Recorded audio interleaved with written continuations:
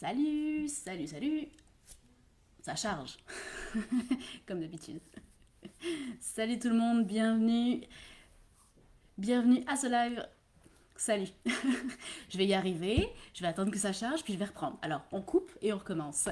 Salut tout le monde, c'est Amé de Otaku Mangaland et je suis là pour vous présenter toutes les sorties manga au Québec, comme tous les jeudis donc. Alors, désolé pour cette petite interruption, c'était comme pas clair si ça tournait ou pas. Alors, au menu aujourd'hui, ben, j'ai une très très grosse pile de mangas. Et encore, il y en avait tellement que j'ai pas pu tous les lire. Fait qu'il y en a plein qui vont switcher à la semaine prochaine. Fait que gros programme à l'Oromi. Alors, je commence par les petits trucs à côté des mangas là qu'on reçoit puis qui font toujours bien plaisir. Allô Geneviève. Déjà, on a reçu nos calendriers 2021 comme à chaque mois de novembre. On reçoit quelques calendriers. Il y en a de moins en moins qui se font, mais c'est quand même des pas pires séries. Mon préféré est évidemment celui de Doctor Stone. Oups, ça fait des reflets mon affaire. Alors je teste un nouveau setup de son et de lumière, fait que ça se peut que je sois pas encore à l'aise, vous me direz si vous aimez ça ou pas. Mais alors là, clairement, ça fait des reliefs. Donc, Doctor Stone, vous avez calendrier, vous avez des posters qui sont inclus à l'intérieur. Puis, donc, je vais vous l'approcher pour que vous voyez un peu mieux. Chaque mois, vous avez un personnage différent. Il est quand même assez cool, hein.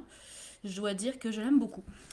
Puis, vous avez aussi celui de Captain Tsubasa pour les nostalgiques de Olive et Tom.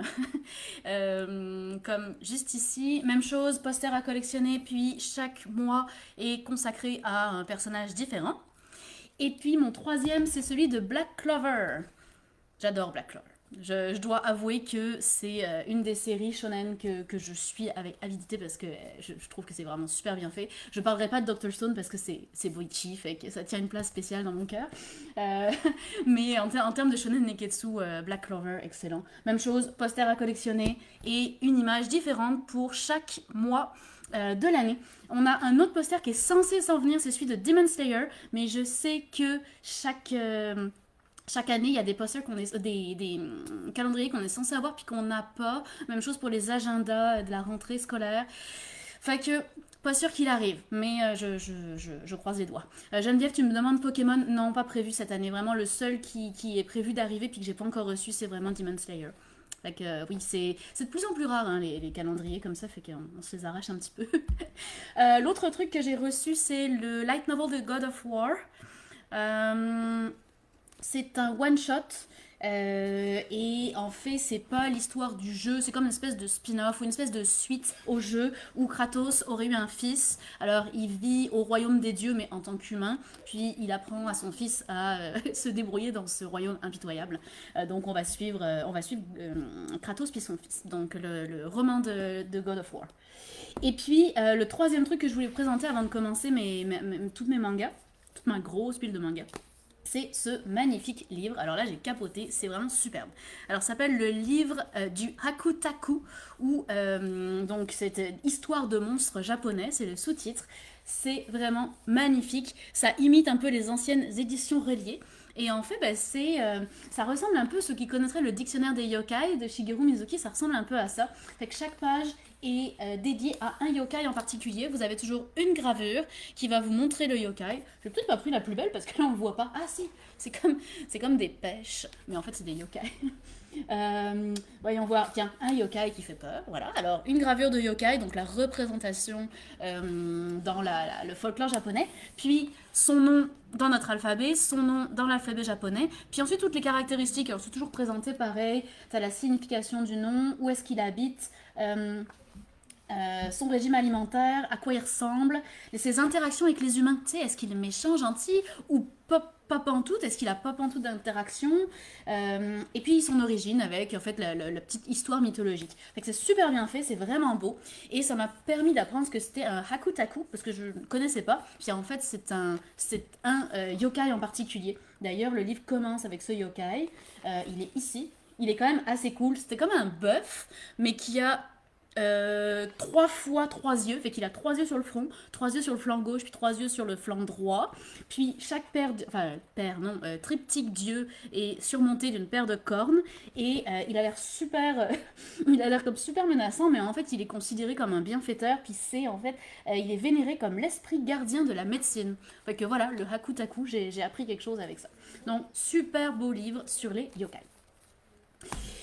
Et allons-y avec la tonne de mangas que j'ai reçus cette semaine. Alors, on va commencer avec quelque chose de très attendu. Je vous avoue que ça fait un moment qu'on en parlait, et enfin il est arrivé, c'est la réédition de Old Boy. Mon Dieu, ça fait tellement longtemps. Alors Old Boy, série mythique japonaise, mais encore plus connue que le manga, c'est l'adaptation cinématographique par Park Chan-wook, qui est un réalisateur coréen. Et c'était une série qui était originellement en 8 volumes et donc qui va être là refait en gros tome double en 4 volumes. Alors, pour ceux qui auraient manqué l'histoire de Old Boy, c'est vraiment un classique à découvrir, c'est du thriller pur. Vraiment, et avec assez peu d'action, plus de l'enquête et plus psychologique que action.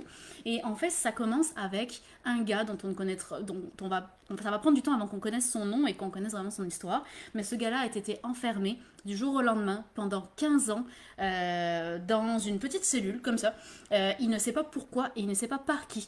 Et il n'a aucune interaction avec aucun être humain pendant 15 ans. Donc vous pouvez imaginer que sa vie est absolument atroce. Puis un jour, au bout de 15 ans, juste on le relâche. That's it. On lui file des vêtements, on lui file de l'argent, puis vas-y.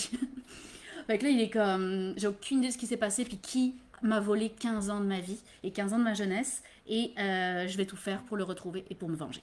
Donc, Old Boy, c'est une histoire de vengeance. Alors, je vous montre un petit peu le dessin. C'est une série qui a un peu vieilli. Le style est un petit peu rétro, mais c'est super beau. Très très réaliste comme style de dessin. Alors, c'est sûr que ça commence avec la libération de notre personnage principal, ce qui fait que tout au long du manga, en fait, tout au long de l'histoire, on va revivre, et surtout au début, revivre tous les moments d'enfermement qu'il a vécu et comment il a vécu ça. Fait que c'est vraiment, vraiment du thriller psychologique purement, et c'est un véritable chef-d'œuvre. J'attendais la réédition avec impatience, c'est maintenant chose faite. Donc c'est Old Boy. J'ai les 2 premiers volumes qui sont sortis en même temps, puis on en aura 4 en tout. Je continue avec une série bien différente qui s'appelle Les Chroniques d'Asfareo, qui est une série qui va se terminer en 9 volumes. Les 2 premiers volumes sont sortis en même temps. Et en fait, c'est un mélange entre aventure et roman. C'est un shoujo d'aventure médiévale, si vous voulez. Un petit peu à la Fleur millénaire ou Yona, la princesse de l'aube. Ce genre de choses. On avait reçu Cold Game récemment, qui était par la même auteure que la Fleur millénaire, donc qui était un petit peu similaire. Très très cool, je me suis éclatée à la lecture. Alors c'est l'histoire d'une jeune fille qui a un prénom un peu bizarre, elle s'appelle Rucule. Ça fait pas très japonais, mais en tout cas. Elle s'appelle Rucule, mais elle est plus jolie que son prénom ne le laisse présager.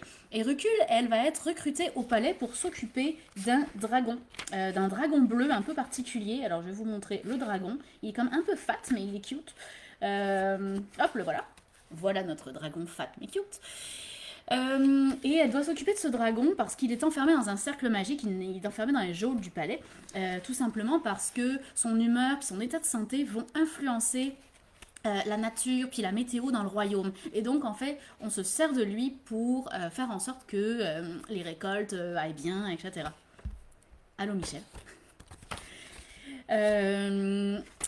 Et donc son rôle à recul, c'est de veiller sur ce dragon, puis de lui enlever toutes ses écailles qui sont trop vieilles pour qu'il puisse mourir. Au bout de... en fait, ça va pas tarder, là, au bout d'un demi-chapitre, elle va se rendre compte que ce dragon cache un secret, que je ne vous révélerai pas, évidemment, mais qui va complètement chambouler sa vie, puis la vision qu'elle avait de ce dragon. Alors, il faut savoir que le dragon parle, donc elle pouvait avoir des conversations avec lui, elle commençait à s'attacher à lui, et puis là, boum, elle découvre son secret, puis elle se rend compte qu'il y a beaucoup de choses qu'elle ne sait pas, et que d'avoir mis les pieds dans cet engrenage-là va lui faire découvrir des secrets d'ampleur nationale.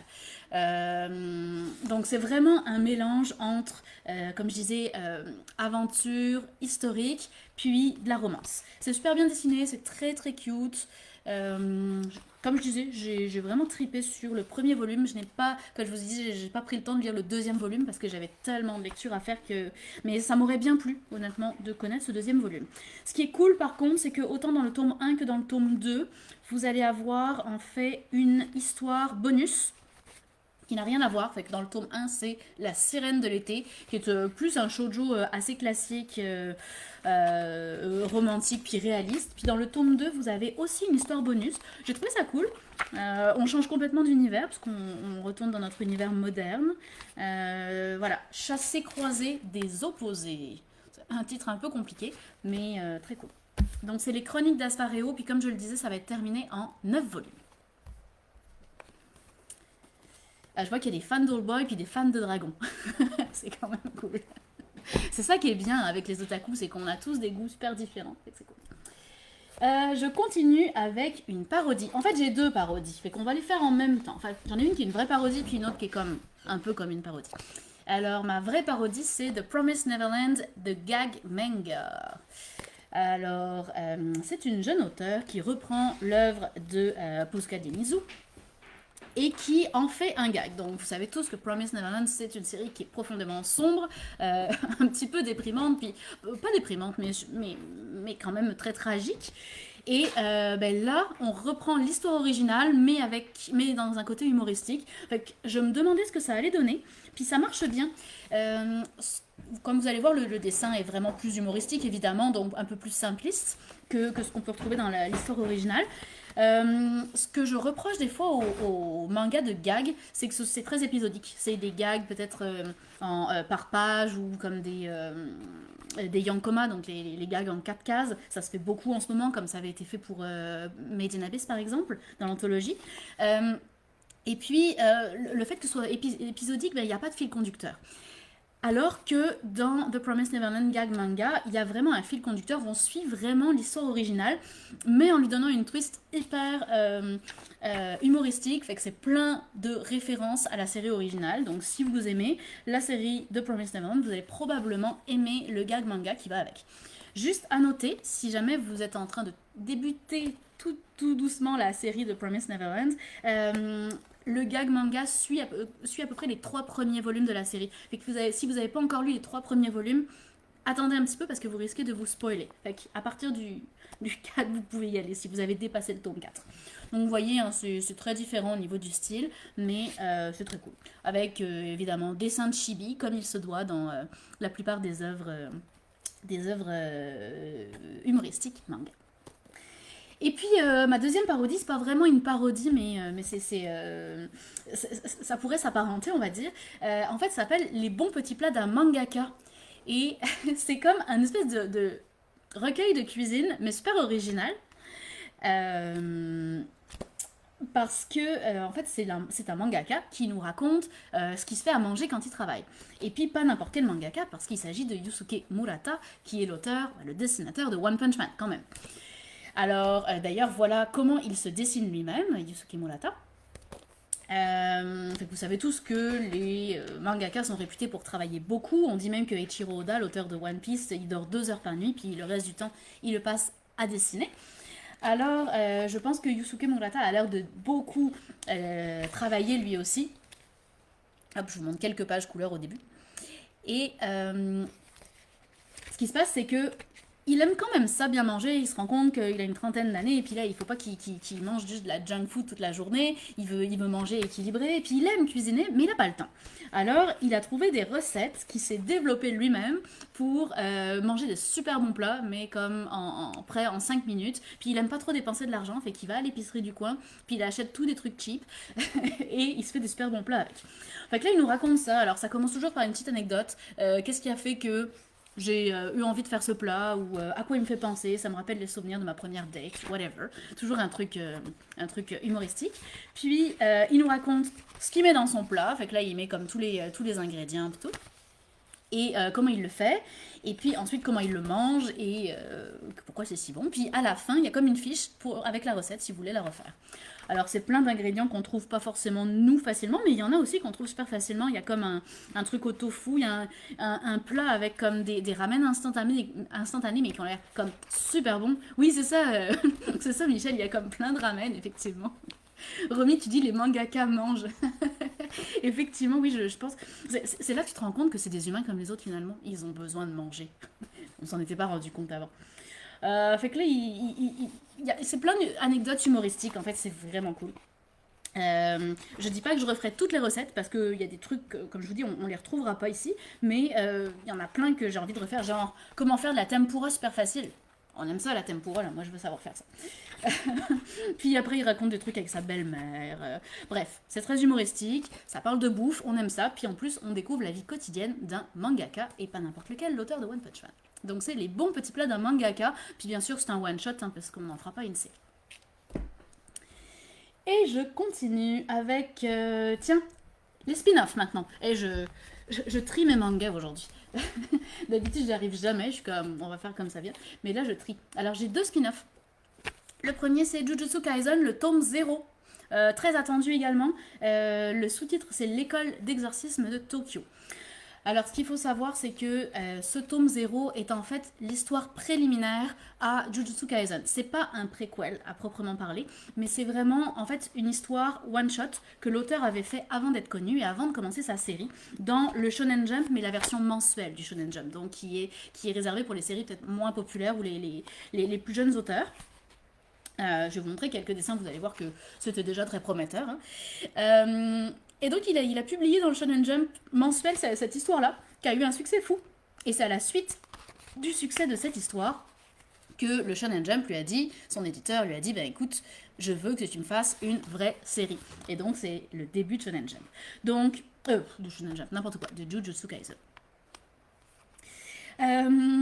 Donc comme je disais, c'est pas vraiment une préquelle, mais on voit des éléments qu'on va voir ensuite dans la série. Fait qu'on arrive dans notre école d'exorcisme bien connue, et puis on tombe évidemment sur un professeur qu'on connaît bien, qui est Gojo, donc qui est déjà là. L'école n'a que 3 élèves, et en fait, Gojo va recruter un nouvel élève qui est possédé par le fantôme de sa petite amie, mais c'était pas vraiment sa blonde, parce qu'elle est décédée à 11 ans. Donc disons que c'était son amoureuse, et elle s'est fait comme écraser par une voiture dans un accident absolument atroce. D'ailleurs, c'est vraiment intense cette scène-là. Bref, la petite se fait comme écrasée par une auto, elle décède, mais elle est tellement attachée à son amoureux qu'elle ne peut pas quitter la Terre, et elle se transforme en un revenant qui intègre le corps du héros et qui va le posséder en fait.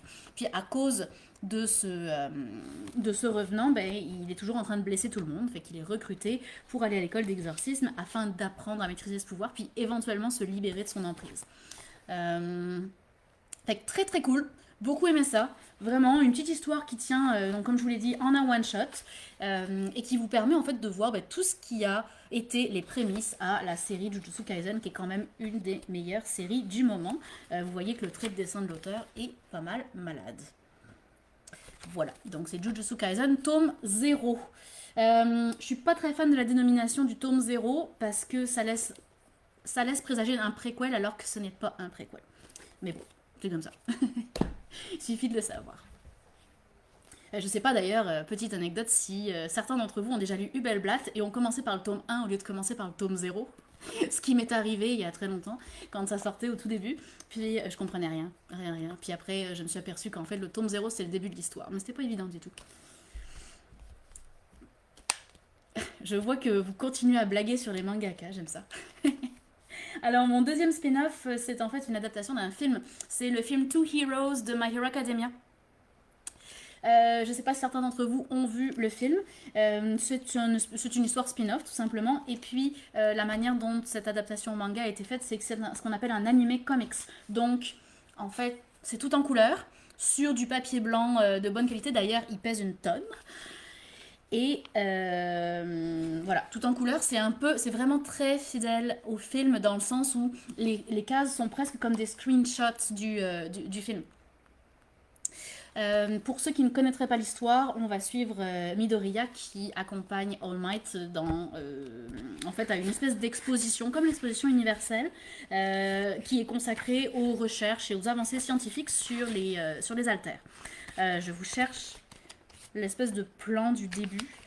Où on voit comme l'exposition. Là, c'est comme un espèce de gigantesque parc d'attractions. Fait que là, il est comme aux anges. Dans l'avion, ce qui est cool, c'est que All Might lui raconte un peu des histoires de sa jeunesse. Fait qu'on découvre All Might en apprenti héros, ce que j'ai trouvé quand même cool. Et ces anecdotes auront une importance pour la suite, puisqu'une fois arrivés sur place, ils vont... Ah, voilà, le parc d'attractions, il est là. Voilà, je l'ai trouvé. Donc, je disais, une fois arrivés sur place, ils vont en fait faire la rencontre d'un professeur qui en fait c'est lui qui a mis au point le costume bien connu de All Might. Tout se déroule bien, le reste de la classe arrive, Bakugo, Ochako puis les autres, et puis ils vont découvrir que Midoriya est ici. Et il y a un bal d'ouverture, d'inauguration. Et c'est au courant de ce bal que les choses vont se corser puisque des super vilains vont prendre en otage tous les invités du bal. Ils vont surtout prendre en otage All Might et ne le libérer, ne promettre de le libérer qu'à certaines conditions. Donc c'est là que nos apprentis héros vont être mis à contribution pour essayer de se débarrasser de ces super vilains. Mais il y a un tricks. Donc, je vous en dis pas plus, c'est un one-shot qui couvre l'entièreté du film, et donc c'est My Hero Academia 2 Heroes. Je suis désolée pour le reflet de mon anneau, on va régler ça pour la prochaine fois. Ça lag un peu encore. Michel, je commence à me demander si c'est pas toi qui as des problèmes d'internet. Dites-moi les autres, avez-vous des problèmes? Parce que moi de mon côté tout fonctionne, mais je pense effectivement, soit Facebook ne nous aime pas, soit Michel c'est toi qui as des problèmes. Je suis désolée. Je continue à classer, tiens. Alors j'ai deux josei, on va dire, assez psychologiques. Josei ou shoujo. Alors j'ai Corps solitaire. Qui est un josei, clairement, de chez Kana, du label Life. C'est un label que je vous ai déjà présenté, qui regroupe principalement justement des josei, tranches de vie très sociaux. Ah, Geneviève, t'as fait la même erreur avec le Black. Hé, Geneviève, allô. Ça faisait longtemps. Donc, je reviens sur mon corps solitaire, je me suis laissée distraire. Donc Corps solitaire, c'est un josei social qui raconte en fait l'histoire d'un couple qui a une dizaine d'années d'existence et qui n'a plus de rapport sexuel.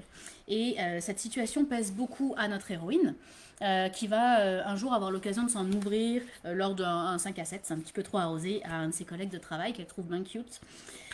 Et étant donné qu'elle le trouve bien cute, elle pense que c'est le gars parfait, qu'un couple parfait, puis lui, il va lui avouer que c'est la même chose avec sa femme. Et donc, ils vont partir une relation amicale.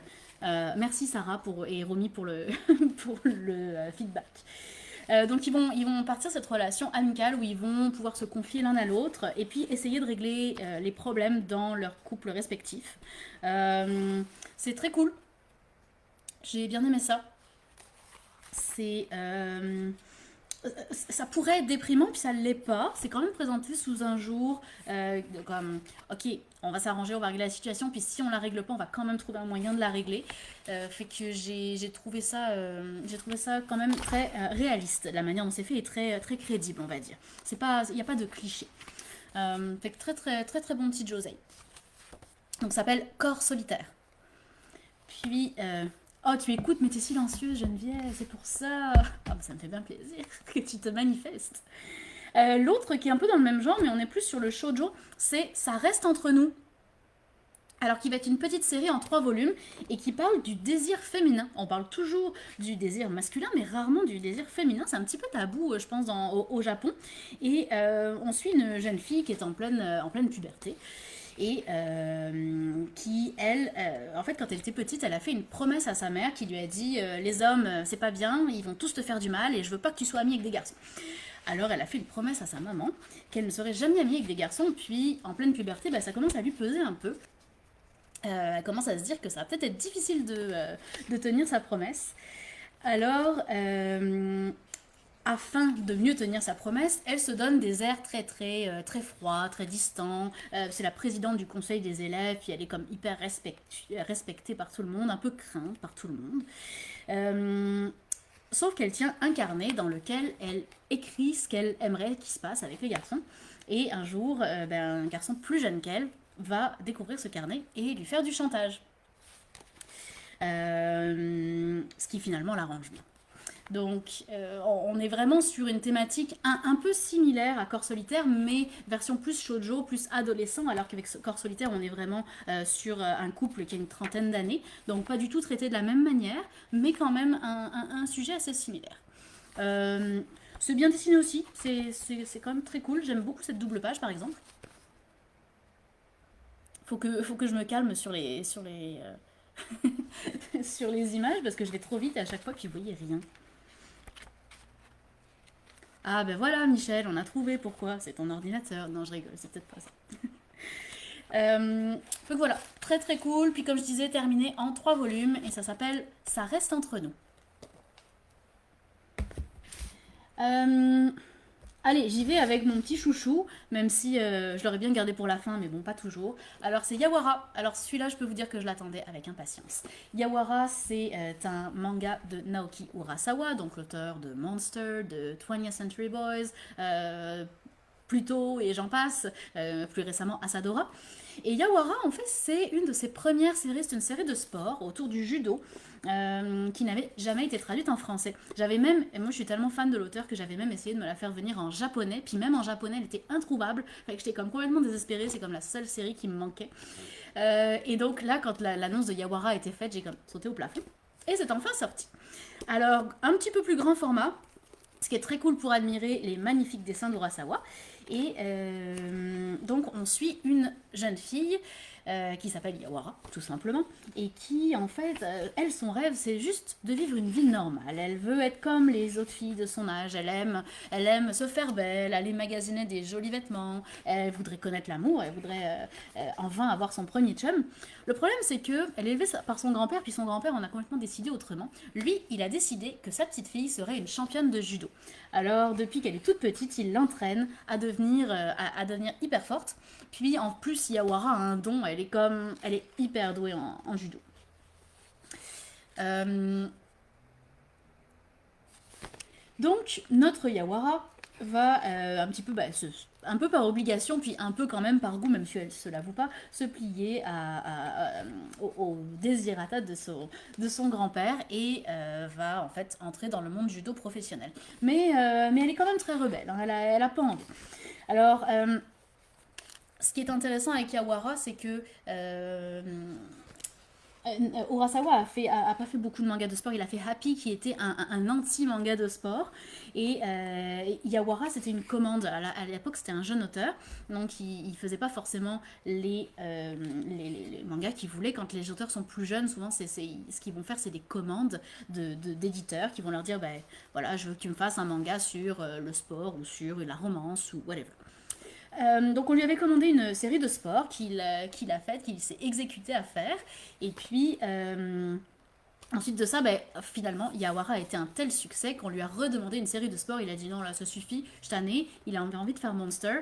Il n'a pas eu le choix de se plier, mais il a fait Happy, qui était une série anti-sport. J'aime bien l'appeler comme ça parce que c'est complètement l'inverse de ce qu'on voit normalement dans le déroulement des séries de sport. Mais ce qui est cool avec Yawara, c'est qu'on va un peu découvrir les prémices de tout ce qu'allait faire qu'Urasawa est devenu un immense maître du manga. Autant dans le déroulement et le découpage de ses actions que dans la façon dont il est capable de dessiner les personnages de manière différente, que dans justement le caractère des personnages qui sont très peu clichés. Donc vraiment, si vous aimez déjà l'auteur, c'est une série à découvrir. Mais il faut avouer quand même que c'est une série qui est réservée aux gens qui connaissent déjà l'auteur, je dirais. Si vous recherchez une pure série de sport, c'est peut-être pas vers Yawara qu'il faut vous en aller. Michel, tu demandes s'il y a un animé sur Yawara. Très bonne question. Probablement. Traduit, est-ce qu'il est passé ici? Je le sais pas, mais probablement qu'il y a eu un animé parce que c'est une série qui en son temps a fait du bruit, mais c'est une série qui date quand même de 1987. Donc, c'est pas tout jeune. Je continue avec un yaoi, c'était mon yaoi de la semaine, ça s'appelle My Hero's Dream, qui est un one-shot. Non, excusez-moi, c'est une série, c'est le premier volume d'une série. Euh, Yaoi réservé 16 ans et plus, où on suit en fait un gars qui va tomber sur un autre gars qui est dans sa classe, puis qui est très craint en fait. Tout le monde pense qu'il est toujours en train de se battre, que c'est un mauvais garçon. Et puis là, notre héros tombe sur lui, puis il est comme cosplayé en super-héros. Puis alors super-héros bien rétro, bien quétaine à la Bioman, genre. Fait que là, le personnage tombe tout d'un coup, puis il est comme, qu'est-ce que tu fais cosplayer? Et l'autre garçon lui explique qu'en fait il joue, il est comme cascadeur dans un parc d'attractions, il y a des spectacles comme ces super-héros, des spectacles avec des vrais acteurs, puis lui il fait la doublure pour les cascades des acteurs. Et tout va bien jusque-là. Et puis après ça, il va quand même lui avouer que il fait pas ça par hasard, il est complètement fan d'animés de super-héros. Fait que cette première découverte d'un personnage qui est beaucoup moins sérieux que ce qu'il en avait l'air va permettre à notre héros en fait de se rapprocher et de découvrir une autre facette de ce garçon qu'il n'avait jamais réussi à approcher. Et c'est comme ça que la relation va s'installer entre les deux. C'était très cool. Pas, j'ai pas grand chose à dire de plus. C'est un yaoi parmi tant d'autres. C'est pas le yaoi qui m'a fait comme bondir, et en même temps c'était quand même très cool aussi, donc voilà, un petit yaoi dans la moyenne. Donc c'est My Hero's Dream. Et puis je termine par une autre série très très attendue qui est Orient. Alors là, vu comment elle brille, je pense que vous allez rien voir avec ma lumière. Orient, enfin, on l'attendait depuis le mois de septembre. Elle a été vraiment retardée. Orient Samurai Quest, c'est la nouvelle série de Shinobu Otaka, qui est l'auteur de Magi, de Labyrinth of Magic. Fidèle à son style, on a un style qui paraît moyen-oriental, mais finalement, ça se passe vraiment dans le Japon médiéval, donc à l'ère Edo, et avec beaucoup de références à la mythologie japonaise et à l'ère Edo, à commencer par le nom des personnages, puisque le nom de nos deux héros, c'est Musashi et Kojiro. Alors je pense que pour certains d'entre vous, ça va comme sonner une cloche, puisque ce sont les noms. Musashi et Kojiro, c'est le nom des deux samouraïs héros, enfin le héros puis l'anti-héros dans La Pierre et le Sabre ou Vagabond. Donc on est vraiment ancré dans le Japon traditionnel, pas qu'un peu. Et on va retrouver une série par contre très très similaire à Magi, mais alors Magi plus, la Magi adulte. Vous savez, Magi ça a commencé très très enfantin, puis au fur et à mesure ça montait en puissance, puis ça devenait comme vraiment intense. Orient, on est plus dans le côté intense si vous voulez. Alors, on suit deux enfants au tout début. Pendant le premier chapitre, ils ont comme 11 ans. Ils s'entraînent à devenir des bushi. Les bushi, ce sont des samouraïs qui sont là pour sauvegarder la paix sur le royaume du Japon. Le problème, c'est que en grandissant, en fait, le monde va changer. On les retrouve quelques pages plus loin, où ils ont maintenant 16 ans. Et en fait, les démons ont pris possession du monde, ont imposé une dictature, puis se sont fait passer pour des dieux. Alors ils ont érigé des grandes statues comme ça en leur propre honneur, afin que les humains les vénèrent. Et ils ont fait passer les bushi, les samouraïs, pour les méchants de l'histoire finalement. Donc les samouraïs sont tous des hors-la-loi et sont pourchassés. Avec nos deux héros ont dû renoncer à leurs rêves. Dans ce monde, les démons mangent du métal. Alors, ils ont réduit les humains en esclavage et ils les ont tous fait devenir miniers afin de miner de plus en plus de métal pour toujours plus se nourrir. Ce que Musashi, notre héros, va faire, c'est que à chaque fois, il s'est fabriqué, j'aimerais bien vous la montrer parce qu'elle est super belle, il s'est fabriqué en fait une pioche pour miner, mais qui a la shape d'un katana. Ce qui fait qu'à chaque fois qu'il mine, il continue à s'entraîner au sabre. Je vais vous la trouver, un jour. Je sais pas où elle est. On la voit comme tout le temps, mais évidemment, parce que je la cherche, je la trouve plus. Bon, bah, ah, là voilà, ça y est, je l'ai. Alors, ça fait un peu solitaire, vous allez voir. Voilà, ça ressemble à ça. Ce qui fait que il est devenu quand même un combattant ultra puissant. Et un jour, il va devoir, il est en âge de s'engager dans les mines, donc pas le choix, il suit tous ses camarades, puis il va s'engager là-dedans. Et il va découvrir un tas de monstres en train de tout simplement manger des humains quand ça leur chante, en fait. C'est quand même un peu violent. Fait qu'il va vouloir partir la rébellion contre les humains et surtout rendre toutes leurs lettres de noblesse aux Bushi. Donc ça va être un shonen vraiment classique dans sa forme, quoique réservé à un public quand même un peu plus mature que justement que Maggie, même au début. Le dessin est absolument admirable. Moi, j'adore sa façon de dessiner parce que il y a cette espèce de petite touche orientale qu'elle a gardée de Maggie. C'est très très détaillé en fait. Elle met vraiment beaucoup de soin dans les détails de ses livres. Hop, j'aime beaucoup celle-ci aussi. En même temps, donc voilà, une histoire quand même très très addictive. Les 2 tomes se lisent juste de même. Là, ça passe, puis t'as rien vu venir. Fait que une auteure qui maîtrise tout à fait ce qu'elle fait. Hop, une belle double page ici. Voilà. Donc vraiment, très bonne série. Ça va probablement être une série quand même encore relativement longue, même si elle n'est pas terminée au Japon, à moins que quelqu'un ait une information contradictoire. Mais donc ça s'appelle Orient. Vous avez les 2 premiers volumes qui sont sortis à date, et ça va probablement devenir aussi incontournable que Maggie. Et c'est pas mal ce qui conclut ma séance d'aujourd'hui. Je vois qu'il y a une discussion parallèle sur les animés à côté. Fait que oui, animé de Yawara, merci. Fait que merci beaucoup pour votre attention. On se retrouve mardi pour un prochain live, pardon. Et jeudi, je vais encore avoir une montagne de livres à vous présenter parce que ma pile de mangas à lire n'a pas vraiment diminué, elle fait juste augmenter tous les jours. Donc encore beaucoup de mangas à présenter jeudi prochain. Merci à tous et passez une belle soirée. Salut!